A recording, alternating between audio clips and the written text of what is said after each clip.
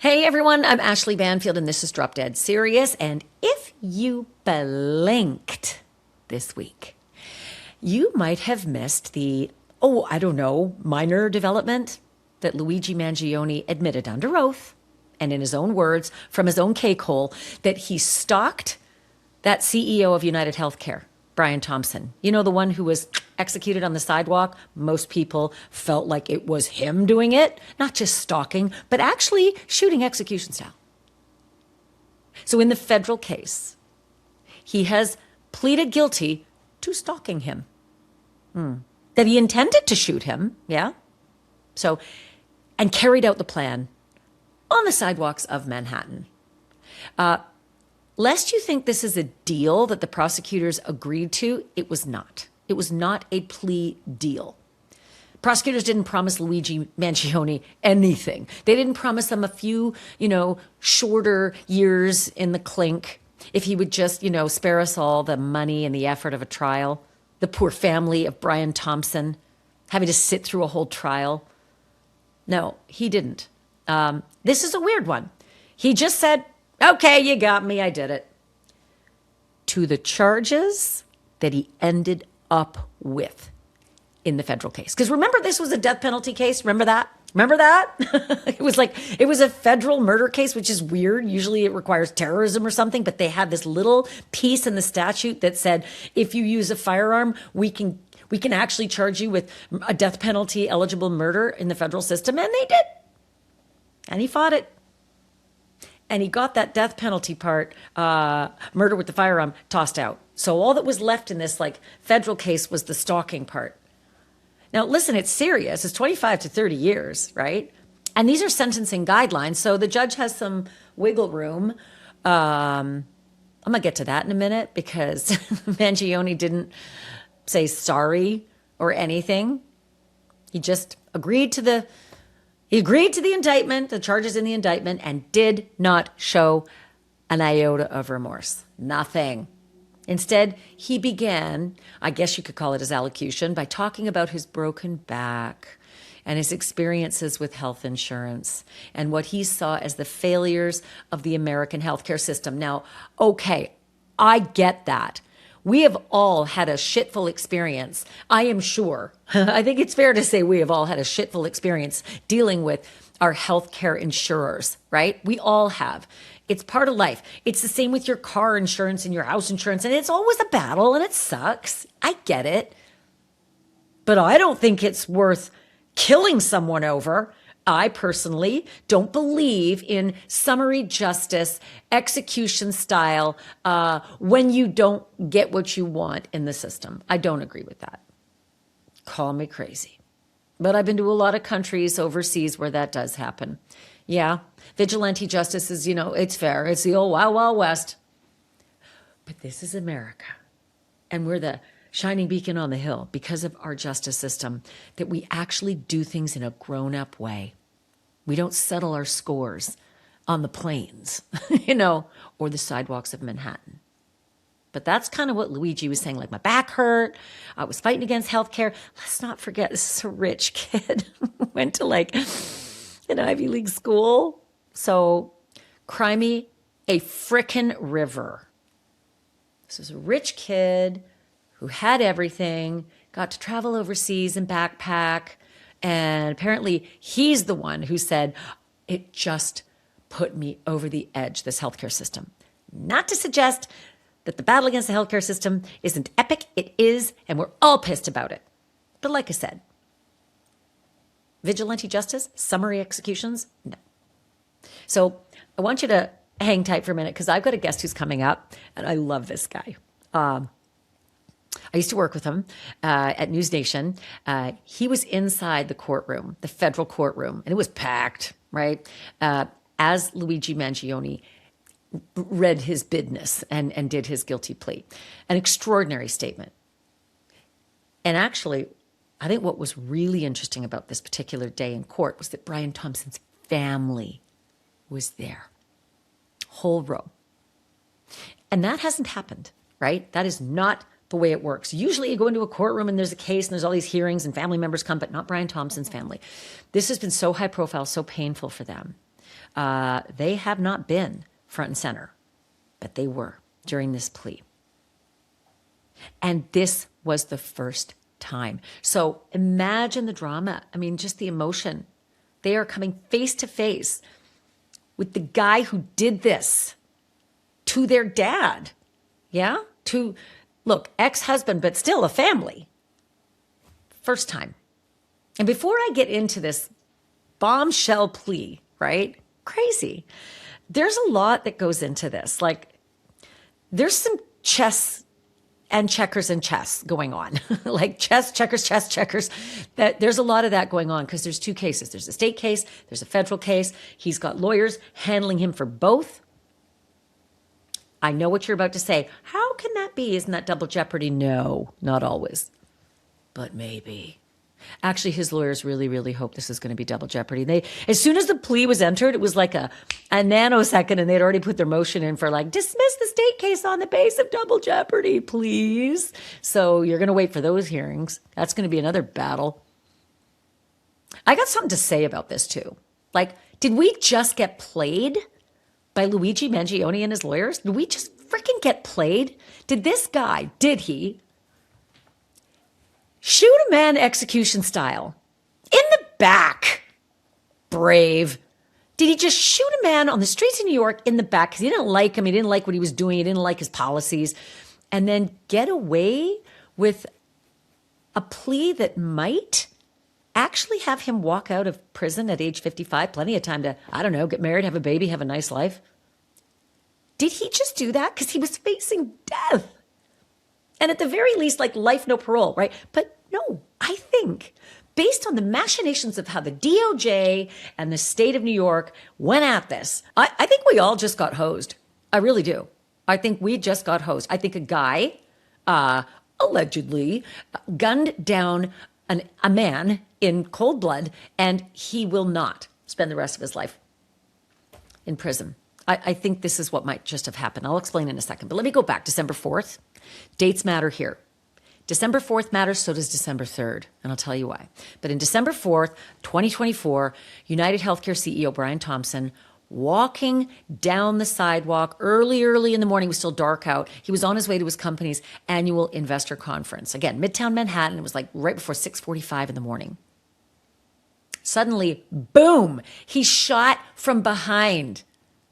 And the gunfire continues as he's stumbling to his death. Dead, right there on the sidewalk. Luigi Mangione arrived in New York more than a week earlier. And then he watched Brian Thompson. He watched his hotel. He watched the conference venue. He stalked him. And then he waited for him that morning before walking right up behind him and shooting him multiple times with a gun equipped with a silencer. Now, that's an allegation, which is crazy because he just said, I'm guilty of stalking. He just said he was guilty of stalking. He didn't say he was guilty to murder. So I got to watch my language carefully here until the state issues are settled. But here's what he did after. He took off like a bat out of hell, fled through Central Park, tossing things out in Central Park, set off a nationwide manhunt that ended 5 days later when an employee of McDonald's thought, I think that's the guy. I think that's the guy they're looking for up in New York. This is an employee in Altoona, Pennsylvania. Sees the guy eating his hash browns in the morning in the corner. He's got like one of those COVID masks on. But he's like, I think that's the eyebrows guy, right? And it was. Luigi was carrying a fake ID with him in that McDonald's. He had a gun. He had a silencer consistent with the weapon that was used to kill Brian Thompson. And he had a journal with lots of really indicting writings. Yeah, prosecutors say those writings laid out everything, laid out his motive, laid out the plan, laid out the whole stalking. I'm watching him. Here he's going here, and the investors conference, all the rest. So Luigi ended up being charged separately. He got charged in federal court, and he got charged in New York State court. But again, that federal judge later dismissed the 2 counts that could have put him on death row and left behind the 2 federal stalking charges resulting in death. Stalking resulting in death. And now Luigi Mangione said, all right, I'll just agree to that. I'll just go in there. I don't need a deal. I don't need nothing. Nah, I'll just say, okay, got me guilty. So he pleaded to both of those stalking resulting in death charges. But he's still got that little nagging state thing. He's got to fight that separate state case for murder. New York has murder, but it doesn't have death penalty. So it's not going to be death penalty. It's a state murder case. Interestingly, this plea, this admission that, okay, you got me, I did it, might actually be the best defense weapon out there. This might be the best way for him to fight in state court. Like, it's weird, right? Because you would think, well, whoa, you just said I did it, but now you're walking into a trial with a whole big I did it. Isn't that just a slam dunk? Nuh-uh. And here's why. Because it really does kind of like fly in the face of logic, right? You say I did it, then you got to go and face a jury where they can take that record and put it in front of the jury and say, look at this. He said, I am guilty of stalking resulting in the death of Brian Thompson, right? Would make it so easy if you could get into that state court. And here is why what Luigi did could make the state case go away. Drives me crazy. So like I said, the minute he put in his guilty plea in federal court, his lawyers went, Shazam, motion to dismiss the state case based on double jeopardy, please, Your Honor. And if you follow true crime like I do for decades, you probably know about several other cases where there have been a state and a federal prosecution that have gone on without double jeopardy, right? James Sullivan was my first. That was my baptism to the no double jeopardy here, mofo. James Sullivan murdered his wife, Lita. He hired a hitman to go up to the door with a beautiful bunch of pink roses, and when she opened the door, he shot through the pink roses and killed her. And then he took off like a bat out of hell to Thailand. So the feds charged him and convicted him in absentia. I don't care if you're here. We're going to charge you and convict you. And when we do find you, we've already got you convicted and you're going to have to serve. But he was somewhere out there and they didn't know where. They didn't know where. America's Most Wanted, John Walsh, does an episode on James Sullivan killing Lita Sullivan and amscraying. And somebody in Thailand saw it. I love it. And then called the authorities and said, bro is here. So the Thai police arrested him. They extradited him back to the United States of America, where in Georgia, where the execution-style murder happened, the murder for hire, they charged him at a state level. And they put him on trial, and he sat there in a courtroom this time while the evidence was laid out against him. And he was convicted and jailed.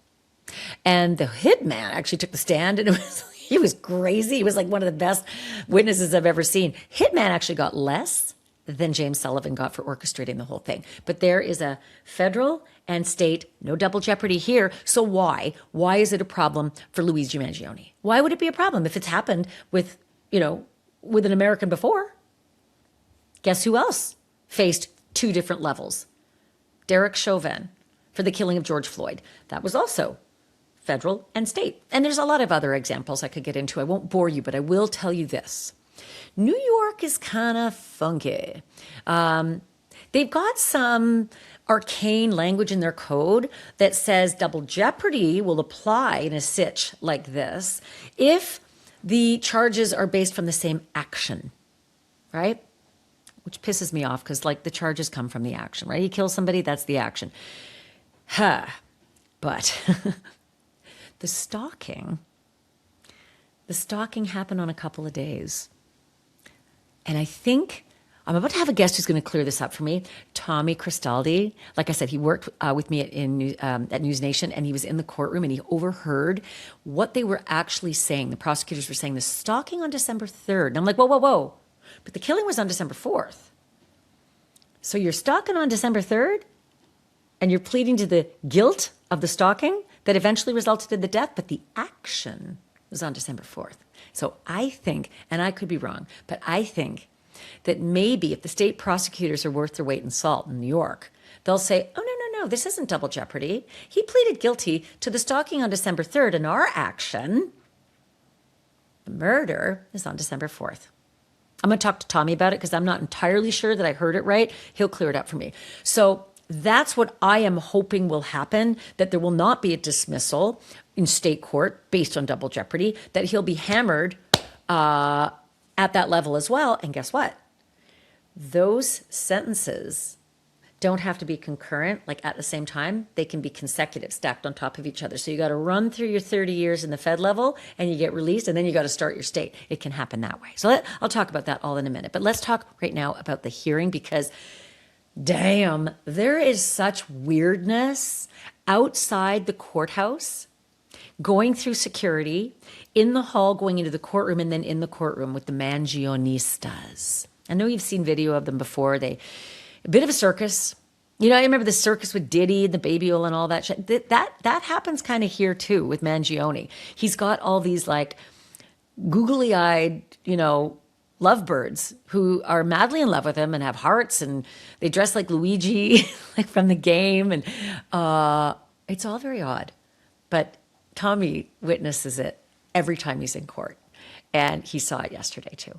And I'm recording this on August 15th. So court hearing and the plea was on August 14th, my nephew's birthday. Happy birthday, Matthew. And Tommy's going to explain to you what was going on and how their mood changed. This hearing in federal court in Manhattan, again, was the first time that Brian Thompson's family attended any of these appearances. So, oof. Face-to-face, oxygen out of the room, right? That's uncomfortable. That when you go to a trial and you see family members facing off against the guy who did it, who stole from them the most important thing in their lives, there is no Netflix series, there's no big screen, silver screen movie that can replicate that sort of chest thud drama, right? And I've been in a lot of these courtrooms, and it is uncomfortable. So Brian Thompson's family filled the entire front row, of course, on the prosecution's side, right? His widow, Paulette, was among them. And again, they were split, but they have two boys together. And Paulette has a lot of other family members that came to court as well. Moral support. Very, very sad day for them, obviously. And Brian Thompson's mother was also in the courtroom. Not a lot of people have talked about her, but imagine the loss for her as well. Seeing those videos over and over again of her son being shot down on a sidewalk. That's just like, I can't even imagine this happening to my own family members. I can't imagine seeing that over and over on the news as part of like the case against this, highly celebrated assassin. All these people out celebrating on the sidewalk, free Luigi, and there they are watching their loved one being gunned down. I know politics all gets into it. If you feel the way you feel about the healthcare, I get you. I feel it. I feel it too about healthcare, but I don't believe in executing people. I don't believe in summary justice. I don't believe in vigilante behavior. I believe in our system, and it's a good one. And I've been all around the world, so trust me, I know of what I speak. And I just want to give a big shout out to Nima Rahmani, who is head of the West Coast trial lawyers. He's also a former federal prosecutor. He gave me the full breakdown on all of that sort of chewy business when it comes to the state case against Luigi versus the federal case against Luigi. So thank you, Nima. I appreciate it. The rest of the courtroom was packed. It was packed. And there were so many Luigi Mangione supporters there. Although this time they were dressed far more discreetly than they have been at some of his other previous appearances. Luigi Mangione walked into the courtroom, and this time he didn't get to wear his preppy sweater or his fancy, suit with the open collar. Nope. This time he was in prison garb. Tan prison jumpsuit, white undershirt. Yeah, because now it doesn't matter. Now you're just pleading guilty. That's what this is. So come on in from jail where you have been held without bond and tell us you did it in your prison jumpsuit.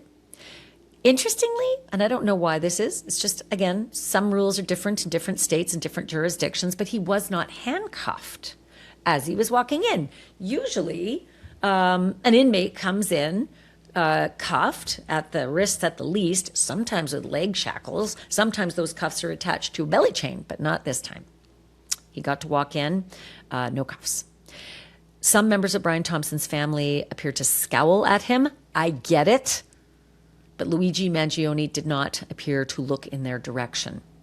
I get that too, because I think he's a pussy. I think he is weak and he's a coward, because that's what people do when they shoot you from behind. You're a coward. And now you're too much of a coward to look at his widow and his mom and his family members. Even though you're about to plead, yeah, I did it. But you can't look them in the eye. That's a coward. Before anything else happened, Judge Margaret Garnett issued a very clear warning to the gallery, no outbursts. And I get that too. In so many cases that are really volatile and high profile, there are outbursts, right? Sometimes there's fighting. I mean, sometimes all hell breaks loose and people start pounding each other, going for the defendant and the family and all the rest. Sometimes they go for the judge. I've seen that too. But this judge just wanted to be on the record saying, let's keep this calm, quiet, all business. Luigi's lawyer, Karen Agnifilo, then told the court that Luigi Mangione was prepared to plead guilty. And the judge turned directly to Luigi Mangione and asked whether that was true. And Mangione said, yes. What followed was a very long and painstaking series of questions to establish that Luigi Mangione was fully competent in what he was doing, that he understood exactly what was going on and what he was about to do on the record, and that nobody had forced him to do this or improperly persuaded him to do this. This is all very standard. Remember when we saw in Idaho, the judge looked right at Brian Kohberger and said, are you pleading guilty because you actually are guilty? Or is this some shenanigan? Somebody told you to do it. And he said, yes, I am. I pleaded guilty because I actually did it. And now he wants a do-over, which is going to be real hard given the fact that the judge already asked you, are you saying I did it because you did do it? And he said, yes. So that's why you go through all this, right? And the judge asked Luigi Mangione a whole bunch of these questions. And Mangione remained focused on the judge all throughout this process. And after he was sworn in, he said that he understood that he could be prosecuted for perjury if he lied under oath. Told the judge that he has a master's degree in computer science from UPenn, University of Pennsylvania. Yeah, privileged. He said he has no history of mental illness. Also interesting because, if you have no history of mental illness, are you planning to go to the state case if you can't get it dismissed and say you had some kind of diminished capacity in some fashion? Because that's going to be tricky now that you're on the record saying you have no history of mental illness. Said that he hadn't received any treatment from doctors or therapists for any psychiatric condition. Okay, you're on the record, sweetheart. Yeah, you're going to have to take that into the state case, and you're not going to be able to use that now to defend yourself against murder if it doesn't get dismissed. And asked whether Luigi Mangione had any history of addiction, he said no. He paused, however, when the judge asked whether he had recently taken any drugs or medication. Big pause. And then eventually he said he'd taken some sleep medication 2 days earlier. I kind of wonder if you get that for free or if you buy it from the commissary when you're locked up in detention. Or whether it makes a difference whether you're locked up awaiting trial or sentenced. I don't know. So the judge asked whether Luigi's mind was clear, and Mangione answered, quote, it is. And Karen Agnifilo told the judge that she, quote, had no doubt whatsoever, end quote, that Luigi Mangione understood everything that the court was explaining to him.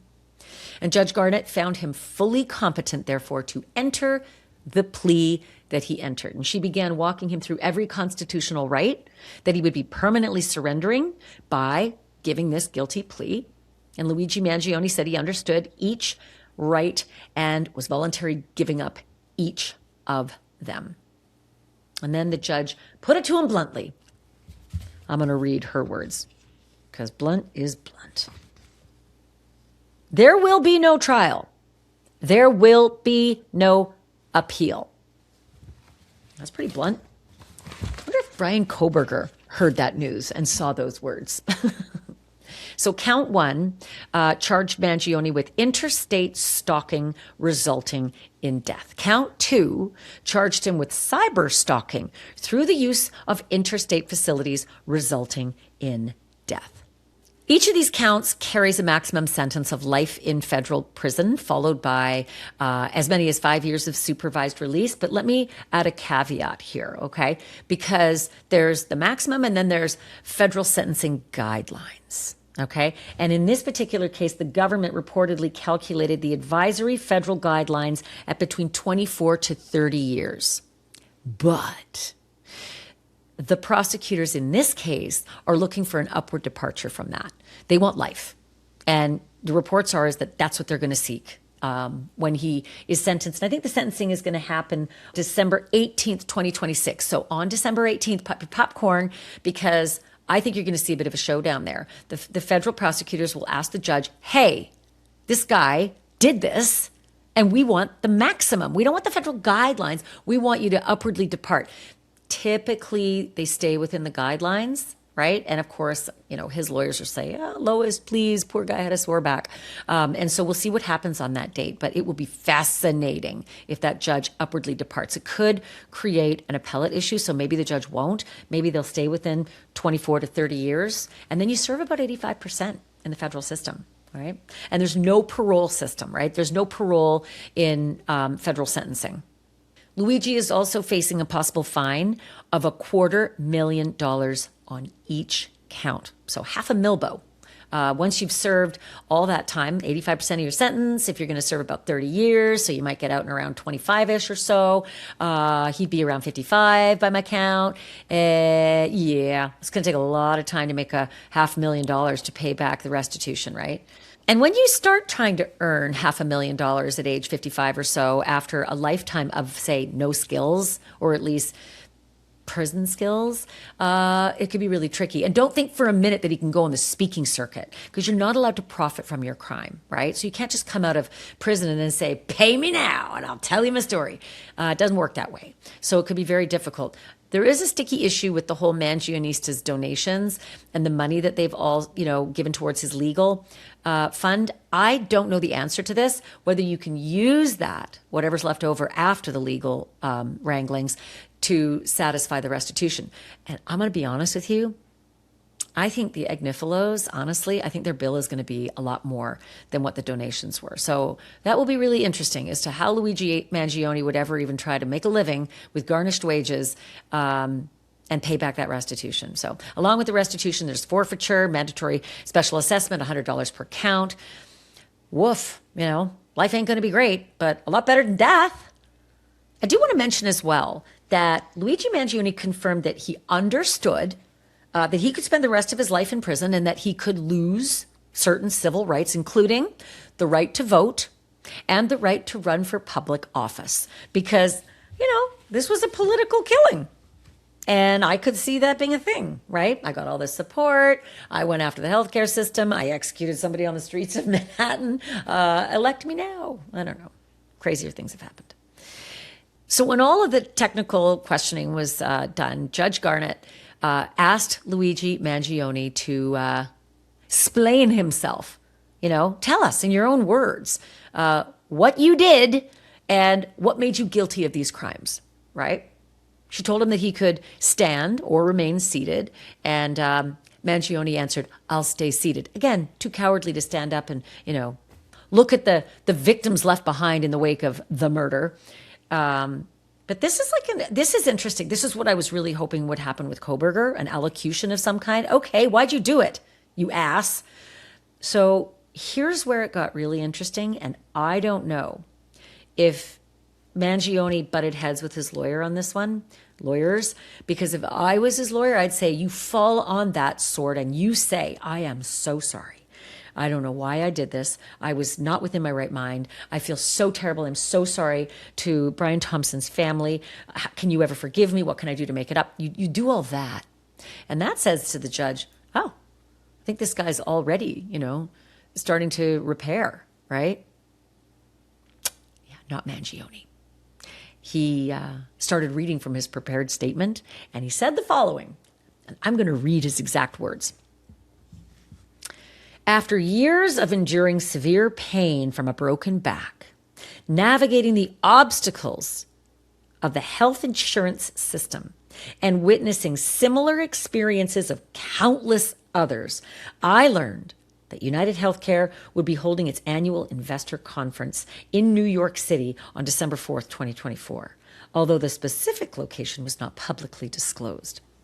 I then researched the event online. I observed that the annual conference of America's largest healthcare organization, with the stated mission to make with the stated mission to make the health system work better for everyone, would be attended by company executives, the board of directors, and hundreds of investors, not doctors, nurses, and patients. And the whole excuse me thing, those are his words, not mine. I didn't make the mistake. I'm reading actually his text. In November of 2024, I traveled from outside of New York State to Manhattan. I then emailed UnitedHealthcare leadership, posing as an investor at a firm managing over $50 billion in assets and requesting information about the conference. Unlike my previous interactions with insurers, I received an immediate response within an hour. Before traveling to New York, I used a 3D printer to make part of a gun, and I equipped the gun with a silencer and magazine. My travel to New York and email to UnitedHealthcare was with the intent to shoot Brian Thompson. On the morning of December 4th, 2024, I shot Mr. Thompson in Manhattan, and he died. When I did so, I understood that my actions would place him in fear of death or serious bodily injury. I knew what I was doing was illegal. And that was that. That was that. So, no, I'm sorry. I shouldn't have taken the law into my own hands and become a vigilante and executed a man by shooting him in the back. A man with 2 sons and a wife and a mom and other family members who are sitting here in court behind me. I took their family member from them. Yeah, no apology, no contrition at all. Just my back hurt, and I had problems with the healthcare system, and a lot of other people have too. So I did this. Here's how it works. The judge is going to hear that and say, anything else? Like to herself, right? Is that it? How about it was wrong? I'm sorry. I shouldn't have. No. He is fully okay with it. Even gave the reason, because my back hurt and I didn't like the way the system treated me. So I went after the guy who ironically was actually in the position and trying to make changes to make it better for the insured. I don't know if you researched that, Luigi. So yeah, I think that is what the prosecutors will say, manna from heaven, in their effort to maybe upwardly depart from the sentencing guidelines of 24 to 30 and say, life. This guy doesn't care. He's good with it. He's good. He thinks what he did was right. We have to send a message to the public. That's not how we work in America. We don't take the law into our own hands. It's not the wild, wild west. We are a higher order now in this perfect union that we've been seeking. Some members of Brian Thompson's family reportedly cried during Mangione's statement. I know I would have. I would have. After he finished talking, the judge asked Luigi's lawyer, Karen Agnifilo, whether she knew of any valid defense that could prevail at trial or any reason Mangione should not be permitted to plead guilty, and she said no. The federal prosecutor, Dominic Gentile, I think it's Gentile. I'll ask Tommy about the pronunciation of his name. He then gave the court a preview of some of the evidence that the government would have introduced if this case had gone to trial, if Luigi Mangione hadn't just copped to it and said, okay, you got me, guilty. And that evidence included security camera footage from December 3rd, the day before the shooting, which prosecutors say showed that Luigi Mangione had been following and stalking Brian Thompson. Prosecutor also confirmed that the government had evidence that after the first shot was fired, Brian Thompson was aware of the attack before he was shot again. That makes it real egregious. Oh my God, I am dying. I am being murdered currently on the sidewalk. Makes it worse in the eyes of the law. The judge then asked Luigi Mangione the final question, quote, How do you now plead to counts 1 and 2 of the indictment? And Mangione answered guilty. The next step will be an interview with the federal probation department, which is expected to happen within 14 days. It's a pre-sentencing report, happens all the time before you actually get your sentence. They ask you a whole bunch of questions about, your mental health, your propensity for violence. There's just a whole category of scoring before you get your sentence. So those probation officials are going to prepare a full pre-sentence report and deliver it to the court after examining his history and the crime itself and the potential sentencing range and a whole bunch of other information that the judge can consider in making a decision for how long he should be locked away. And the sentence, again, is scheduled for Friday, December 18th, 11 a.m. Mark it down. And then as Mangione left the courtroom, again, they did not put the cuffs on him. They let him walk out without the cuffs. I'm interested in that. I don't know why, but okay. And one of his supporters reportedly mouthed the word unbelievable to another. And that other one responded like, it sucks. Does it now? Does it suck for you? Is it unbelievable to you that douchebag pleaded guilty to executing a guy effectively? Brian Thompson's widow, on the other hand, had a different reaction than the Mangionistas. She took a deep breath as she walked out of the courtroom. The mother of his kids. And immediately after the federal hearing, Luigi's attorneys moved to dismiss that state charge, right? All those charges about the whole murdery thing, arguing that this would be prosecuting him for the same underlying conduct, and it would violate New York's double jeopardy protections. New York's, the same conduct. But I keep thinking December 3rd was different conduct than December 4th. So I'll be interested to see about that. Manhattan prosecutors are going to fight that motion. You know it. But if Luigi Mangione's attorneys are successful, this guilty plea to the federal stalking resulting in death, right? That could effectively wipe out the next case. It could wipe out the state murder case before it ever reaches a jury, and there will be no life, no possibility of parole. And joining me now is the guy I told you about, NewsNation's Tommy Christaldi. He is a fantastic producer. Tommy has been at, I would say pretty much every single one of the Luigi Mangione hearings. He's been covering state for Mangione. He's been covering federal for Mangione. He has watched day in, day out for years as these Mangionistas have shown up in a circus-like way outside court and circus-like inside court as well. He saw and heard what the cameras and you and I could not, and he's here to take us inside the courtroom. Here is our conversation. Tommy, thank you so much for joining Drop Dead Serious. Thank you for having me. Well, you're the perfect guest because, honest to God, you've been so dogged about covering this. You've been to, if not every single hearing, the next best thing, both at the federal and state level. So walk me through yesterday, just overall, what your thoughts are coming out of that day. I didn't think it was going to happen until it was happening. We saw the rumors that there was going to be a plea hearing. He was going to take a plea. And I really thought, if I'm being totally honest, my prediction was that we were going to get through the whole hearing and the judge was going to say, Mr. Mangione, how do you plead? And he was going to stand up there and he was going to say, never mind. Fuck you guys, go to hell. That's really where I thought this was going. Really? We've seen him make these outbursts in court before. There was that time a few months ago, it was earlier this year, when he was being escorted out and he shouted something about double jeopardy and 1 + 1 = 2. It's this. I forget the exact wording of what he said, but there's precedent for this, for him kind of sticking it to the legal system as best he can. Yeah.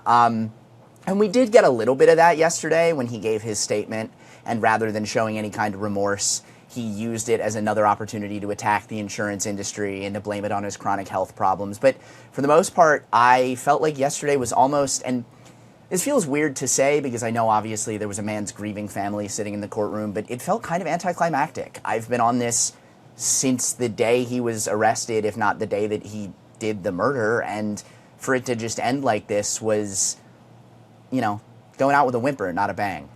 So hard because I want to say he did the murder, and with this plea we can't, not yet. Sure.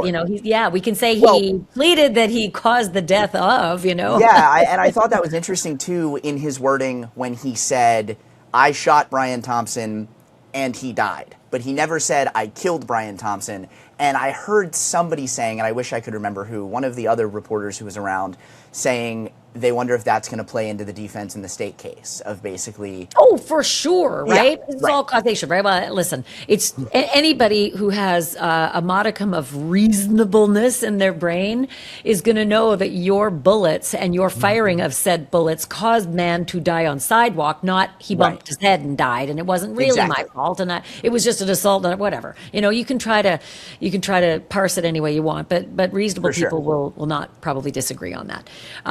So let's talk about the color, because this is not like your average federal case or state case for that matter. Not everybody gets adoring fans with lovebird hearts and like Luigi costumes coming to Yeah. their trial. Walk me through all of it from the beginning. So the first court hearing, I remember, we weren't sure, or one of the first, we weren't sure how busy it was going to be. So I got there to get in line at 6 a.m, and the hearing wasn't until 9 o'clock or something. And I was already fifth in line behind four girls probably around my age who were definitely not media. And I said to them, at first I thought I might be in the wrong place. I said, "Oh, what are you guys here for?" And they said, "We're here for Luigi."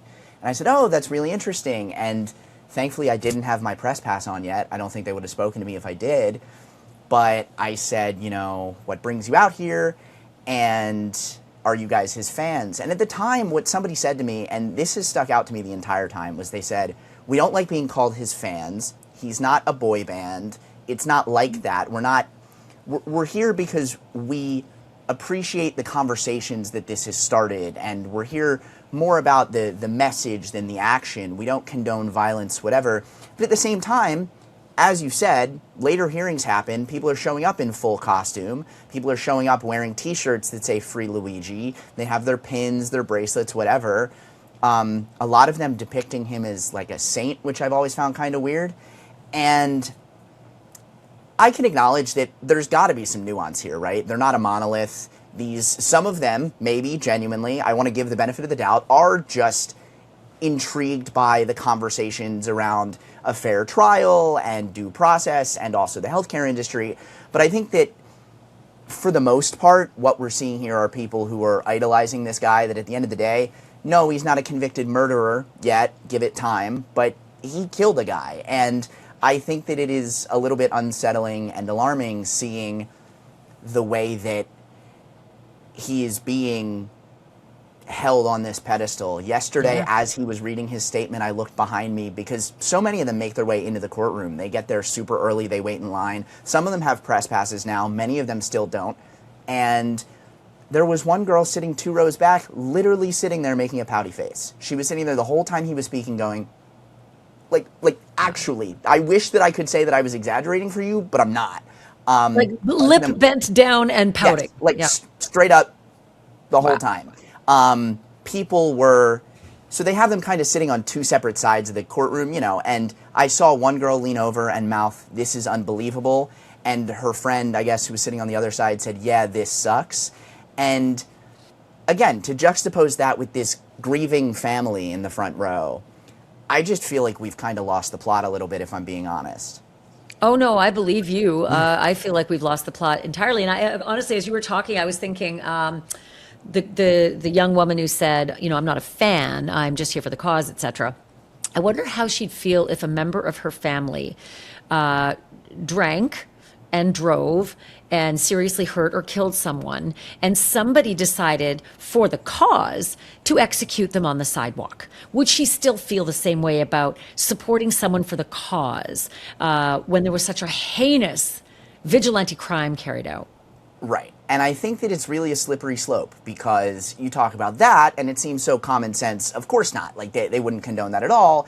But then it's like, well, who decides? And I think that the answer, right. And I think the answer can't be one guy, especially, I'm no psychologist. I'm not going to sit here and diagnose Luigi with anything. But the vibe that I've always gotten from his persona in the courtroom and even like some of the stuff that he posted online well before the arrest was, this is a guy who is quite intelligent and knows he's quite intelligent and maybe thinks that he can, I don't want to say he thinks he can do no wrong, like that feels like making a bit of a leap, but I just think that it's interesting too because something that's been in the back of my mind this whole time is, would he have gotten the same reception if he looked a little different or you know, I think that is such an important angle of it, of like, he's been made a martyr for this cause, but it's only because he looks the part. And think about how many other people who aren't rich, you know, descendants of a family of huge power in the state of Maryland, who have also been screwed over by the healthcare industry. And I think a lot of times you see those people act out and get thrown in prison and nobody bats an eye, right? And yeah, this was a bit more of a dramatic thing, and it was the perfect crime until it wasn't, I guess. But like, Well, you know what? I'm just thinking about. I'm trying to think of all the different cases. There's so many, but for whatever reason, I land on Eric Rudolph. You know, the Olympic Park bomber. Not a super handsome guy, but once they caught him, he didn't have a bunch of Mangionistas, and he was anti-abortion, etc. And he would have a lot of political support for his violence, for his political violence. And I hate to say it, even Timothy McVeigh had his political supporters, but you know, nobody would come out for them. And yeah, I think you're spot on with the handsome factor. I really do believe, after perusing Instagram for way too long and seeing the heart bubbles and the songs and the love journals and all the effusive, ridiculous behavior, I think you're right. So much of this stems from a hot guy with good brows. the one girl said that she had an AI chatbot that was her Luigi boyfriend or something. I remember that this was. Did she now? I think it was the headline in the Post or something, and I just remember seeing her and knowing I don't even want to engage, because I try so hard at these things to treat the people there and anybody that I'm interacting with respect, right? Because, of course, you know, just because I think that having your AI Luigi boyfriend is a little bit insane doesn't mean that I'm going to be rude to you about it. But you still want to know, right? You want to know right, what's exactly. on in that head of yours. There does come a point where I feel like we need to take a step back and sort of just say to ourselves, when is this too much? And I think it's so interesting to, again, he chose to plead guilty, and still I'm seeing people on Twitter saying, well, you know, it doesn't mean that he actually did it. Like, he just wanted to get away. And like, yeah, no, it does. That is what that means. Yeah, and I same think with the pro burgers, right? The pro burgers, the co-burger supporters. Ugh. The internet really just lets people say whatever they want, you know? And I think it's interesting, too. One of the main Mangionistas, who I've talked to at pretty much all of these hearings because she has a press pass, so we're waiting in the same line together. I asked her a few months ago, I said, listen, off the record, and I'm not going to go anywhere, but, well, okay, I said, do you think he did it? And she said, that's not really what it's about for me. And I said, is that a yes or no? And, you know, we were having this conversation. Like, you're in court where they determine guilty or not guilty, so yes, what it I said, is I said, about like, that. there's no way that you think he's actually innocent, right? And she said, no, I believe he committed this crime, but I think that we need to be paying attention to, is he getting due process? Well, he is, right? He did. He went through all the steps. It's happened. It's over and it's done with. How many other people does she care about getting due process, by the way? I'm curious. That's an interesting point. That's not a question that I haven't answered. I know when I saw her again yesterday and I said, you're the Mangionista, she said, well, I do other things too. I'm an advocate for, you know, whatever. But, and that's not to dismiss that either. That's, you know, important work. But I just think we've seen a really interesting group of people turn out for him, and it has created a number of memorable moments at court. That's what I'll say.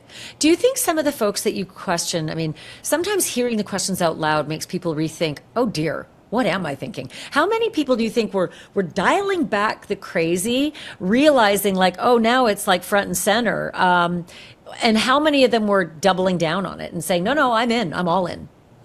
Well, I think that the most obvious example of doubling down kind of came from Luigi himself yesterday, as he gave that statement, and he said he blamed it on his chronic back pain. He said when he posed as an investor, insurance companies suddenly got back to him instantly in a way they never had before. And I asked one of them after court, I said, how did you feel about the statement he gave? And the word that she used to describe it was satisfying. She said it was really satisfying to see that he was, I don't know if she said this or if this is a paraphrase, but standing on business, really, saying, you know, here's what I did, and I stand by it. And She did say it's unfortunate that a man had to die for these conversations to take place, and I hope that this is the last death. But even as she said that, she said, I hope that this is the last death resulting from the healthcare industry, I think. Like, it wasn't even, and to blame Luigi's actions on the broader societal, systemic issue of the healthcare industry, I just don't think is fair. No. I understand people's frustration, and I think that that's an important thing that a lot of people are overlooking is people are justifiably very angry at this, but we do need to draw a line somewhere, and I think what's so hard is people don't have much nuance anymore. I think that there is a way in which we can both believe that this system is completely broken and needs to be reformed, and also maybe killing somebody isn't actually the right way to start the conversation. And I know that people are saying, well, it happened, it's over, the conversation has started.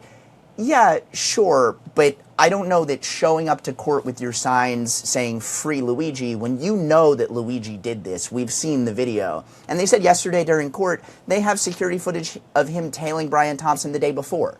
Yes. Like, he was tracking this guy. Yeah. And I don't know. I think that Tommy, you know what I think that was about? I think that was about like the whole December. I was reading your notes on it and thinking, oh, Tommy, I think you hit on something big.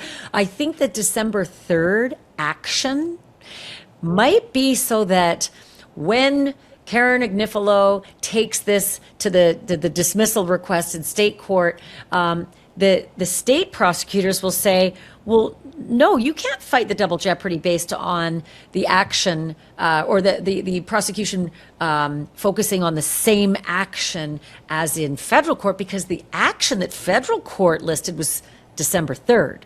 We're talking about December 4th. So I feel like that was a very strategic thing that they said in their statement. Sure, yeah. I think that, I mean, again, I'm not a lawyer. I'm no expert here. I would not be surprised if this motion to get the state trial dismissed is denied. They've tried it before. It's been denied before. And I think that now also something that You know it's different now, though, right? Well, sure. Damn. Suddenly now you got a conviction. And so there is actually something to base double jeopardy on. I'm actually concerned about it. I'm not going to lie. Really? I've talked to a couple of really great attorneys, like Nima Rahmani's a former federal prosecutor, and he said he's worried. He says, I think they're going to prevail. I think that, interesting. Luigi Mangione and his lawyers will prevail. Okay. As I said, I'm certainly not a lawyer. I'm just a guy who has sat in the courtroom a couple times. But more than a couple. It's been a long, almost 2 years. Yeah. But I think that, when it comes to the state trial, something else I read online, and again, I don't know how correct this, I try to make sure I'm only reading informed opinions, but you never know, is that now that he's pled guilty at the federal level, it makes it easier to go back to that emotionally disturbed defense that they were talking about maybe using in state court, and then the next day they said never mind. And at the time, I saw people saying that's because you can't do that in federal court. And so now that he's already admitted to the conduct, maybe they're going to go back to that. I don't know if that's going to happen. No, you're right. And Nima Rahmani mentioned that as well, that this effort to get to a diminished capacity, which doesn't allow you to create, the premeditation in the same way that a first-degree murder would otherwise. I agree until I actually heard what the judge asked him. Do you have any history of mental illness? Have you been treated for anything? Are you on any antipsychotics, anything like that? And he's like, no. So now you're going to walk with that trial transcript, or at least that hearing transcript, into state court and read it all again. Say, now, do what now about what you were saying about your mental state? Right. Yeah, that's a good point as well. I mean, he seemed as competent and with it as any defendant I've ever seen in a courtroom. So I do think it's going to be difficult to try to turn around, especially with the amount of planning that did go into it. We've seen the hand-drawn maps, and we know now that he took the time to pose as an investor and to canvass the city, and lots of premeditation. It certainly seems like it to me. Yeah, well, it'll be interesting. I think the big question will be: does New York's weirdo state law that attaches double jeopardy to something that resulted from the same action, and my wording is broad here. It's not the actual statute, but I just will be very curious to find out if they can fight that single action, or whether that stalking from December 3rd resulted in a death on December 4th, or whether the state judge will see it all as one big kit and caboodle. I don't know, and I'm here for it, honestly. When do they have to decide that, by the way? I'm not sure. I know the trial is set to begin on September 8th. Okay. I have it circled in my calendar. It's perhaps no vacation for you. Nope, no. It's perhaps the assignment I'm most, again, excited feels like the wrong word, but like I love being in the courtroom and taking those notes and stuff like that. So I don't know. I suppose we'll know by then. I imagine we'll likely know sooner because of all the scheduling that gets involved and everything. But if it's happening, I will be there. And if not, maybe I will plan a vacation for early September. I think you need one. But here's the big question for you as well. As the time ticks on and the years pass, people tend to move on, and their excited utterances tend to become a little bit more muted. Fewer people turn up. How would you gauge the very beginning of this and the very first hearing, when the whole full circus was out with the costumes and all the rest, to yesterday and predictions for September? Like, how much has it withered away, the free Luigi Mangione moment? The crowd was definitely smaller yesterday than it was at the beginning. There was no mass protest. I didn't see any kind of Luigi costumes. And I don't know how much of that is due to it being federal court and they crack down a bit more on what you're wearing and things like that. But also, I know that at the beginning there were a lot of people traveling from out of state, and I feel like we've been seeing less of that. Not none of that, but less of that. I think that it also probably didn't help that this hearing was scheduled at the last minute, so I think it's somewhat difficult to ascertain if that's going to continue going forward. I think that this core group of people, the ones that I've spoken to, the ones that I've seen at every hearing, will be there for a trial if it happens. I said, what comes next? And they said, the state trial, unless it's hopefully thrown out. Their words, not mine. And I think that sort of Did you on get the the topic, feeling it was a fad that has diminished? I'll say this. There was an Instagram account that was maybe the most frustrating thing on the internet, in my opinion. No hate, no shade to the person who runs the account, but it was comics, hand-drawn, telling stories of people trying to live like Luigi at first. They always tied back into these fantasy scenarios of Luigi helping other inmates learn how to do whatever, and Luigi cleaning up on behalf of everybody else, like weird fantasy scenarios that they can obviously have no idea that exist. And then the comic would always end with the little kid saying to his mom, oh, I want to be like Luigi. Can we go put up more free Luigi posters? It drove me nuts. Yeah. That's not really the point. The point is, a few months ago, the account rebranded. It got rid of all the Luigi stuff, and now it is simply an account that does comics that call attention to inmates who are on death row that didn't get due process.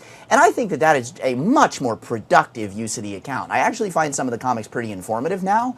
But I say this because I think that that's really where you're going to see a divergence. There are people who genuinely were in this for the conversations it was starting, for the healthcare, for the due process. They're going to channel this, and Luigi's done. He's going to prison. He's going to be there for a long time, if not forever. If these people are really so passionate about these causes, they're going to channel them into other outlets. It's going to be broader than just, okay, this one guy is being denied due process. Here are all these people on death row that we need to take a look at again, right? Versus I think that there are some of them who love coming in their green t-shirts and whatever else, and they'll remember the time they spent at court together, but it's done for them too, I think. And I think that is really where you can separate who of these people are altruistically committed to something bigger, and who are his fans. Yeah, who just really thought he was hot. Because I don't think a lot of these folks are going to rebrand their accounts or turn to another cause or support Mario from now on. I don't think that's going to happen. And I find that to be really frustrating and sad, because I remember when I was at CrimeCon last year, I think it was, I gave a panel discussion on this, and my main message was there are a few things in life that I can say in absolute certainty, and one is that puppies are cute and murder is bad. And so my Luigi, perspective stems from that. And that I have lived in the countries where summary justice is fine and vigilante justice is fine and, honor killings are fine. And that's not us. And so if we're Right. really committed to being us, warts and all, if we really love us, that ain't us. Yes, agree. Definitely. Yeah. Well, good luck with the next hearing. Will you come back on and tell me about it? If you'll have me, absolutely. 100%. You pick the topic too. Anytime you're on.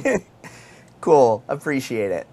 My great thanks to Tommy Christaldi. Like I said, I am so thankful for producers like Tommy who stick it out, and they are there through thick and thin. They sit through all of these hearings because the federal system doesn't allow cameras in the courtroom. But I will tell you this.